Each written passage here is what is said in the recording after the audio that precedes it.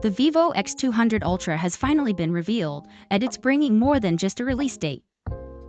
April 21st, 7 p.m. That's when it all begins. What started as leaks and quiet anticipation has turned into a bold announcement that places Vivo right back in the conversation among top-tier flagship devices, and they didn't just show up. They came to lead. The release poster sets the tone.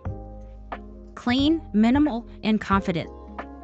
But it's what lies behind the poster that truly sets this device apart. The back of the phone immediately catches your eye, not with flashy colors or gimmicks, but with a refined vertical microstrack design etched into the glass. It's sleek, precise, and serves as the perfect backdrop for the triple camera setup. Vivo didn't change the lens count, but the execution. Elevated. Each camera sits flush, unified in design, signaling balance between hardware and aesthetic. What truly surprises is the camera add-on mechanism, subtly revealed in early promo material. It clicks in with purpose, similar in spirit to Xiaomi's 15 Ultra camera kit, but distinctly Vivo in execution. It's not just an accessory. It's an extension of the device's photography capabilities. This isn't made for casual users.